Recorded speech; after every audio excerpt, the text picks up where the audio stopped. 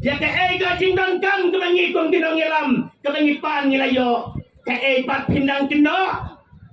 sa ke pat pindang kendo ngang nut bandong bakini kinong ilam ke badon na kini kedong jongi kidai ki kwan mentoy simet kimdai ki batray na ko mandau pat pa jong ke soyong pat jong ke dong hi barok kowe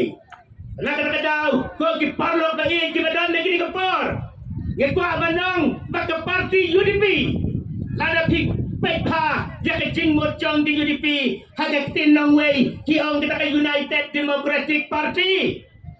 Henday kumlo pitip, hagak tin kasi. Lada pikla kasi, jika jing mo chong di UDP, kamot ba umdan pay ba?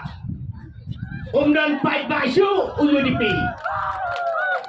Baja kita ngenut bansaki. Neng bagi audio cibangi ngila record, jika jingnya keren jong way kong berubah. Pakak jingga langgi babun hak kerang bacuai lawan ket nepok mairang konstituensi.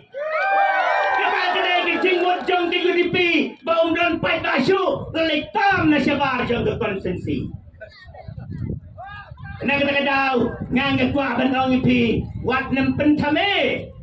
Jadi nong Krisyan ki jong badeng samlen bapin ong hangta om dan berisu henry baro kawai ke konsensi kebangang rakyat ban ngelawan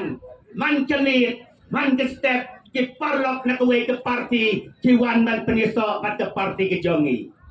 kawai ke banget kuah banong ipi bagi ong hena kita ke parti NPP kedai kita kenong tu pisah kita kedai kicing kerendeng jong kini kenong yalam jong di UDP ya ke parti ke jongi andai ngangat kuah banong ipi MLA hapo juai hapo lengkoi ong kedai kenong penpu penping hendai nganga ong ru bagadai ke parti kenong penbit pendang